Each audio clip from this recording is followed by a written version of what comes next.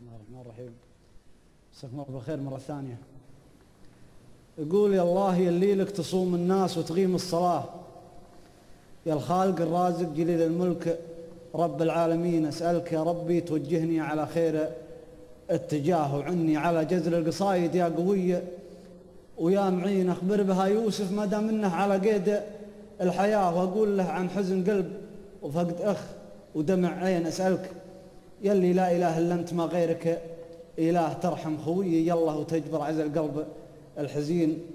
أسألك يلي لا إله إلا أنت ما غيرك إله، ترحم خويي يلا وتجبر عز القلب الحزين. ظله بظلك يوم ناقف تحت كحفاتنا عراه، تغفر ذنوبه يلا وتغفر ذنوب المسلمين. العبد ما يدري متى موته ودنياه تحداه، ولو ان فيها خير ما راح وزالوا الاولين.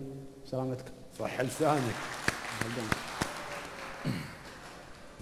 محمد مسيك الله بالخير. الله يمسيك بالنور. اشكرك على حضورك تلبية الدعوة.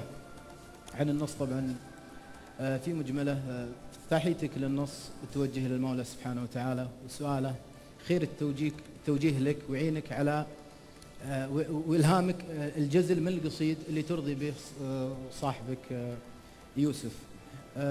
طبعا رجعت بعدها بعد الافتتاحيه بالابيات هذه، رجعت الى المولى سبحانه وتعالى وطلبت المغفره ليوسف وجبر عزا ناصر اللي هو انت صاحب القصيده. طبعا وسؤالها المغفره ليوسف والمسلمين. طبعا نص جميل ادى الغرض اللي فيه، وافي بالمعاني بالصور بالروح الدينيه الموجوده فيه. اعجبني كثير البيت الاخير: العبد ما يدري متى موته ودنياه تحداه، ودون ما فيها خير ما راح اساس الخط. طبعا بيت جميل فيه حكمه، وهذا لكل الناس. شاكر لك حضورك ورب يوفقك ان شاء الله. مساك الله بالخير. الله يمسيك بالنور. يا مرحبا والله. تبقى وتسعد. يلا حيه. الله يبقيك يا اخوي. انت شليت شله قبل شوي وصوتك رائع يعني الله جميل. الله يطول. ابيك تشل اول بيتين من القصيده اذا ما هوشني البدر. يا الله يا اللي لك تصوم الناس وتغيم الصلاة، يا الخالق الرازق جليل الملك رب العالمين، أسألك يا ربي توجهني على خير اتجاه، وعني على جزل القصايد يا قوي ويا معي. بعد كمل البيت الثالث. بيت القصيدة عندك هو الثالث.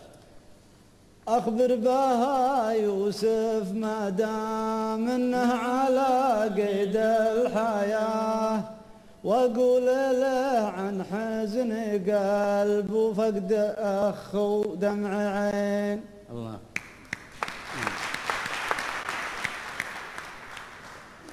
حقيقة أنا رأيي في قصتك أنها قصيدة جميلة صراحة. الله يطول عمرك. وأنا من المعجبين فيها. الله يطول عمرك.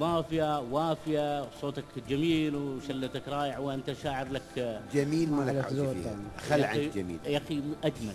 أنت أجمل. الله يطول عمرك. هاي خلي حق رومانس يعني أكثر من جميل يعني. أشكر لك. قلنا لك يا جهز بدل مرة 10 ما تسمع الكلام انت. يا أخي ننسى احنا.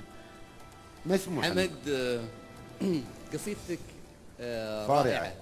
الله يطول عمرك. تسلسلك في أثناء كتابتك للقصيدة تسلسل جميل مرتب، يعطيك ترقب لكل بيت يجيك بعده بيت، ترقب عن حدث قادم. البيت اللي عجبني كثير هو طبعا نفس البيت الثالث: اخبر بها يوسف ما دام انه على قيد الحياة، واقول له عن حزن قلب وفقد اخ ودمع عين. دبك خيول، موسيقى جميلة جدا، وفقت في هذا البيت توفيق كبير، واعتبر هذا البيت هو بيت القصيد. الله يطول عمرك. تسلم.